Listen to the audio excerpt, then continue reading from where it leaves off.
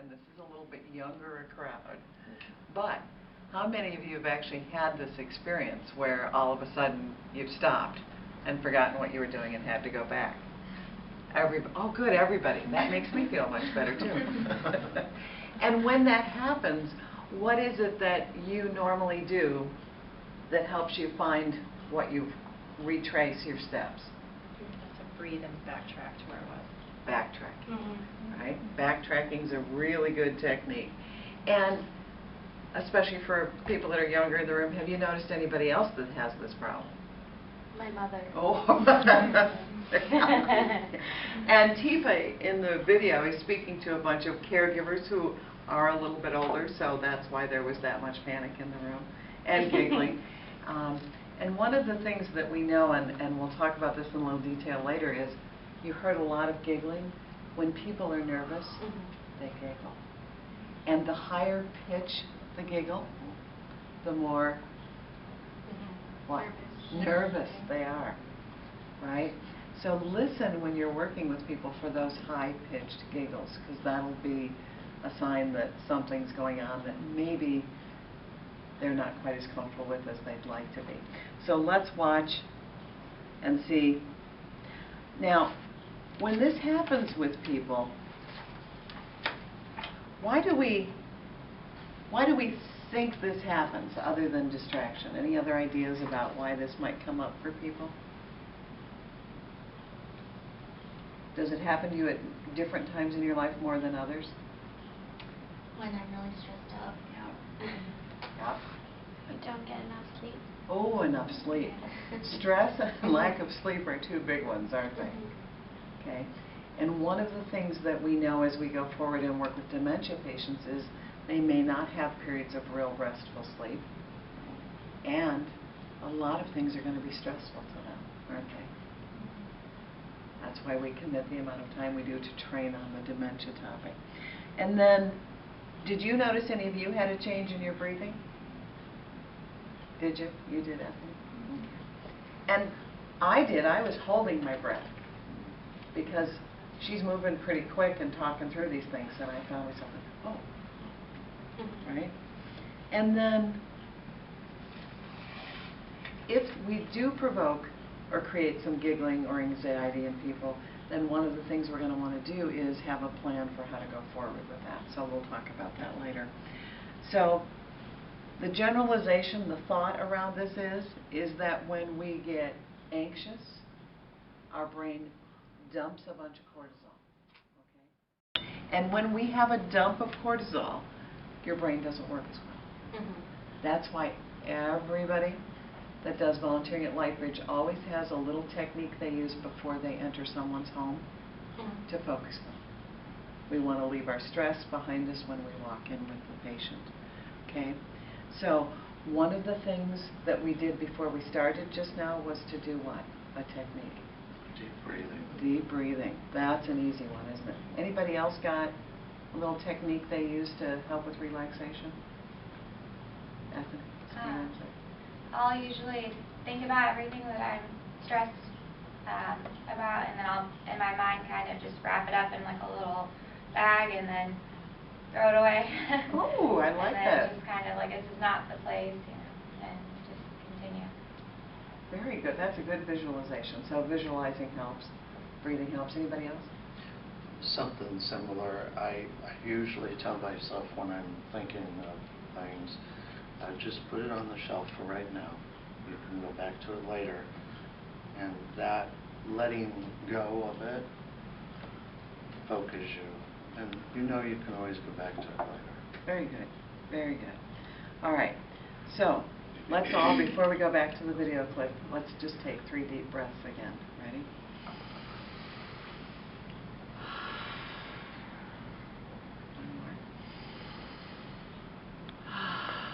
Now in this next one, when you exhale, let's make some noise.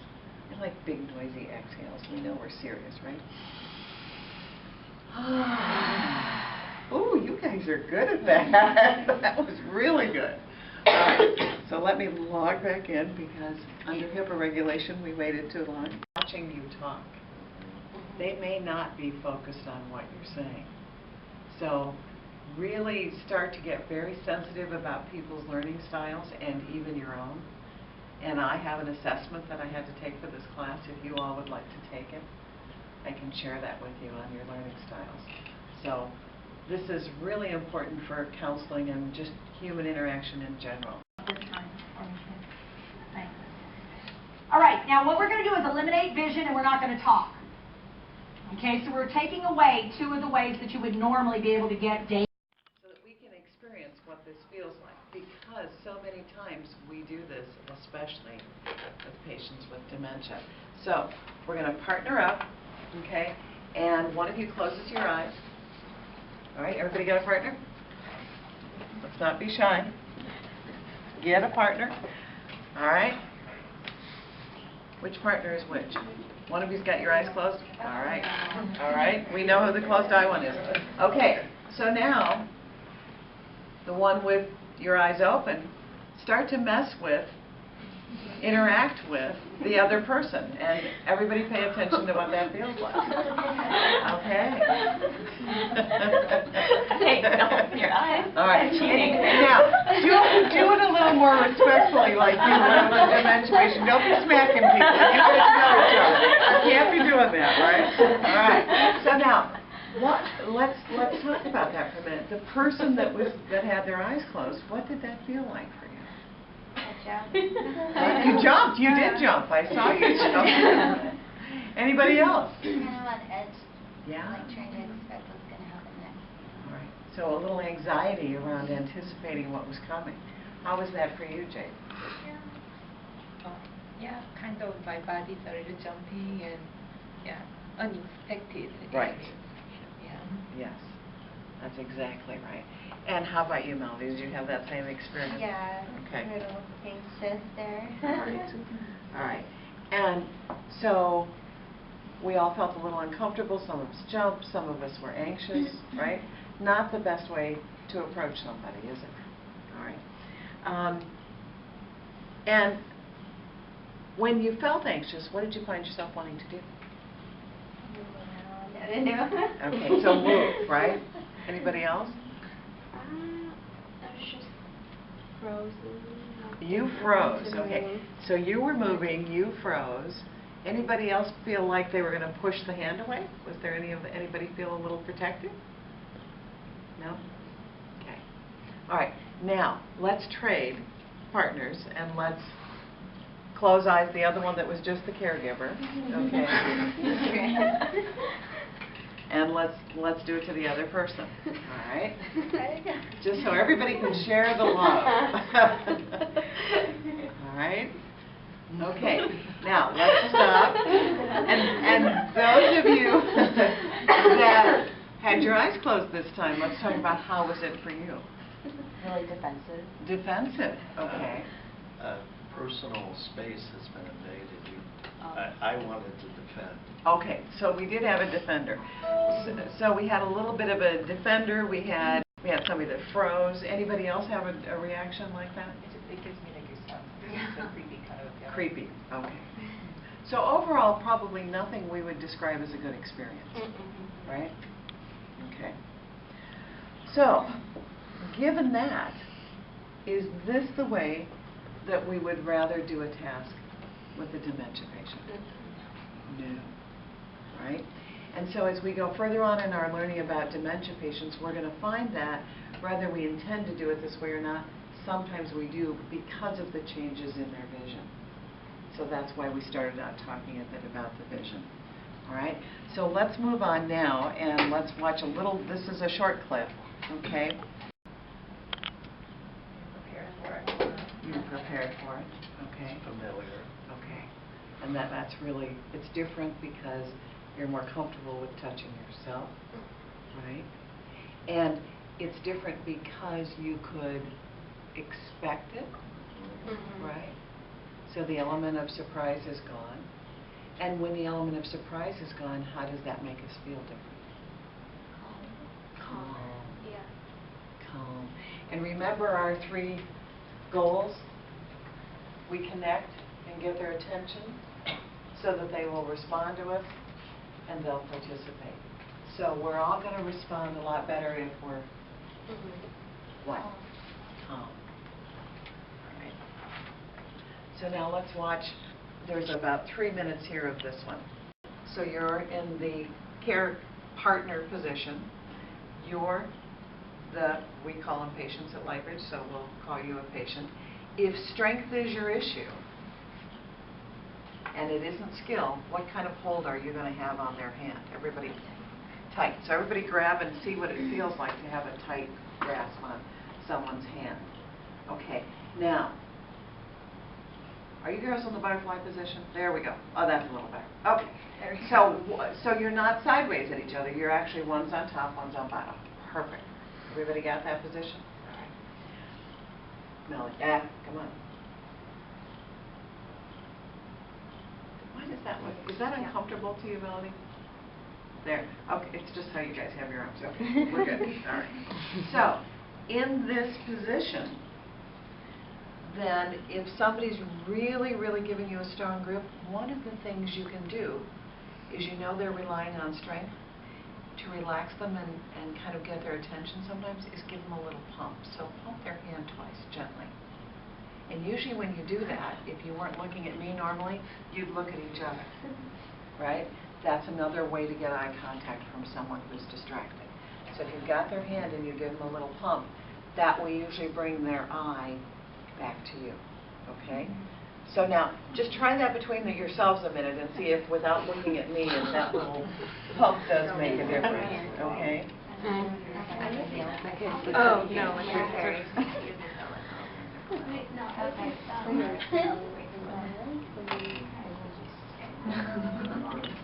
Okay.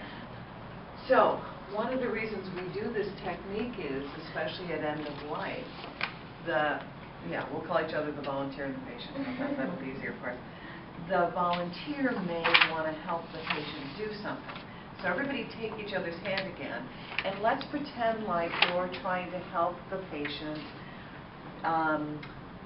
write a letter. Okay? So we want to hold the pen in our hand. So everybody get their grip. Okay? Everybody go back to your grip, and somebody grab a pen. Okay?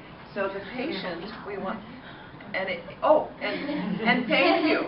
Did you see what just happened? We had a little prompt from Jada. Are you a left-hander? no. Oh, okay. Is anybody in here left-handed? All right. So this is particularly uncomfortable for someone that's left-handed. And this is a really good learning moment for us. Thank you for reminding me. We always need to know what handed the person is, right? So this is going to be harder for you as a lefty, right? And I'll do some coaching with you on the side about that. But we always want to know what handedness somebody is. And frequently what handedness they are, a lot of times that you are right-handed, okay? Now, if you can hold that pen, see what she just did? Bob can guide her to write, because one of the most wonderful things we can do is send a letter to a sibling, right? An end of life or a child. So if they're that coordinated, girls, back in your position, please. Okay. So assume the position and see if, and look at how lovely Bob and Jade are demonstrating this. Okay. You girls may want to come over to the paper side of things. It'll be easier. There we go. Okay. Very nice. So there. Now reposition yourself. Now, can you see? I think you're guiding. Yeah. Right. And it's harder because you're a lefty. So everybody just take a minute and try it. Okay. Oh, you can Maybe. Yeah. Yes. So you can you move your thoughts. That's why it looks like that. Oh, and you hold the paper with right? Okay. Now let's pretend for a minute that we're also guiding a spoon. We may not always be feeding a patient, but they're holding. So let's pretend the pen is a spoon. Okay. Now, go ahead, Bob. Bob was gonna help her. And you can use your other hand. Look at him guide her. Now, here's what happens. If you do this enough, sometimes you reconnect the circuitry and you can release your pressure and your assistance and decrease your involvement. And some patients you can eventually let go. You have to get the motor started. Okay? So, Bob, that's lovely. Go ahead and everybody see? Okay? Now, if she needs extra support, and look what Bob naturally did. Look where his hand is. It's on her elbow, right? So that's another place that we can go to provide support. All right? So, except for left-handed people working with right-handed people, this is pretty natural. We'll have to do some little... And the same will be true if your patient's left-handed and you're right-handed, okay? All right, let's go back and watch the video. Everybody think they got that? And as they're doing it, you guys go ahead and try and practice with your partners again, because this is tricky. And I'm not saying you're going to do this with every patient, but I will say this. You may darn well do it with your grandmother. You know, and someday you may be doing it with your parents. So these are classic techniques that are great. And again, these are techniques we can do with our babies too, right?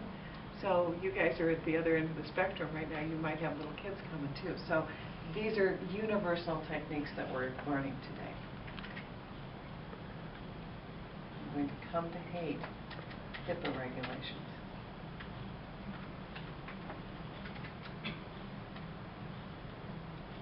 So as she's demonstrating, you guys go ahead and watch, but also try it too. Down it goes. It doesn't even have trunk control. Doesn't have head control. But if you lay it on its back, so it doesn't have to do a whole lot of work, and you put the dangly crap down, right in the middle range. The thing you lose is eye-hand coordination. That's very important.